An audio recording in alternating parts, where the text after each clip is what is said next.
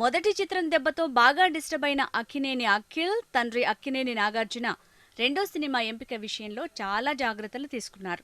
ఎన్నో కథలు, మరెంతో మంది దర్శకులతో చర్చలు జరిపి చివరికి మనంలాంటి ఓ మరపురాని చిత్రాన్ని అందించిన విక్రమ్ కే కుమార్ని దర్శకుడిగా ఎంచుకున్నారు. సినిమా ప్రారంభం నుంచి ప్రమోషన్ల వరకు ప్రేక్షకుల్ని ఆకట్టుకునే ప్రయత్నం చేశారు. అంతేకాదు, అక్కినేని ఫ్యామిలీకి అచ్చొచ్చిన డిసెంబర్ నెలలో సినిమాను విడుదల చేసి అదృష్టాన్ని పరీక్షించుకున్నారు. మరి హలోతో నాగార్జునకు ఆ అదృష్టం వరించిందా లేదా అనేది తెలుసుకోవాలంటే రివ్యూలోకి వెళ్లాల్సిందే.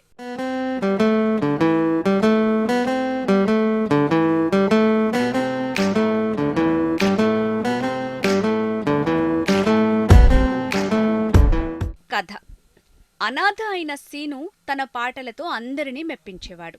అలా ఓ సందర్భంలో తన పాటతో పెద్దింటి ఫ్యామిలీకి చెందిన జున్నును ఆకర్షిస్తాడు. అప్పటినుంచి సీను పాటంటే జున్ను ఎంతో ఇష్టపడేది.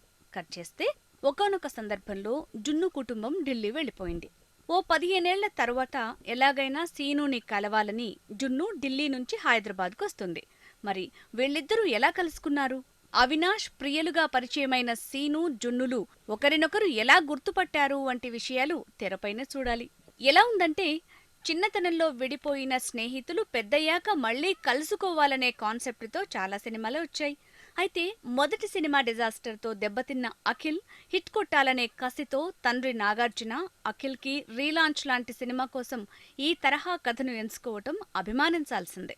పాత కథను కొత్తగా తెరకెక్కించాలనే దర్శకుడు విక్రమ్ ప్రయత్నం బాగుందనే చెప్పుకోవచ్చు. ఫస్ట్ హాఫ్లో ఈ సినిమా కథ ఎన్నడో విన్నామనే ఫీలింగ్ లేకుండా డైరెక్టర్ చాలా జాగ్రత్తలు తీసుకున్నాడు.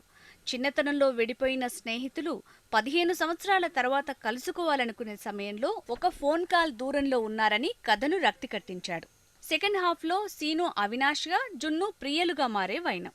ఆ తరువాత వారిద్దరూ తాము చిన్నప్పటి స్నేహితులమని తెలుసుకోవటం తదితర సన్నివేశాలతో సినిమా సాగుతుంది. పతాక సన్నివేశాలు బాగున్నాయి. సినిమాలోని ప్రతి సన్నివేశాన్ని అందంగా తీర్చిదిద్దే ప్రయత్నం చేశాడు దర్శకుడు. భావోద్వేగాలే సినిమాకు ప్రధాన బలం. ఆ సమయంలో రమ్యకృష్ణ, జగపతిబాబుల నేపథ్యంలో వచ్చే సన్నివేశాలు హృదయానికి హత్తుకునేలా ఉంటాయి. ఫస్ట్ హాఫ్ తొందరగా ముగిసినట్లు అనిపిస్తుంది.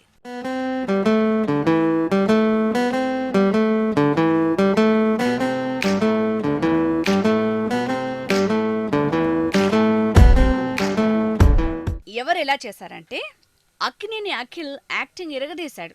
అక్కినేని ఫ్యామిలీ హీరోలు అద్భుతంగా డాన్స్ చేయలేరు అనే కామెంట్ని పటాపంచలు చేయటం కోసమే అన్నట్టుగా అఖిల్ డాన్స్ విషయంలో చాలా ఎఫర్ట్ పెట్టాడు. అది ముమ్మాటికి మెచ్చుకోవాల్సిన విషయమే. రెండో సినిమా కాబట్టి గొప్ప నటిని ఆశించకూడదు, కానీ ఊహించిన దానికన్నా అఖిల్ బాగానే నటించాడు. బరువైన ఎమోషన్స్ ఇంకా బాగా క్యారీ చేయాలంటే అనుభవం కావాలి, కాబట్టి నెక్స్ట్ మూవీలో ఇంకా బెటర్గా ఎక్స్పెక్ట్ చేయొచ్చు.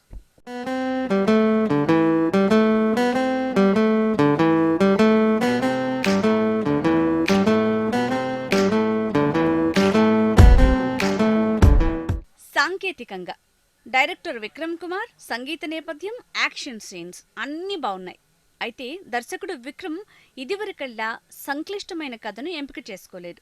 ఒక మామూలు కథనే సానుభూతిని, భావోద్వేగాలతో పండించటంలో మాత్రం సఫలమయ్యాడు.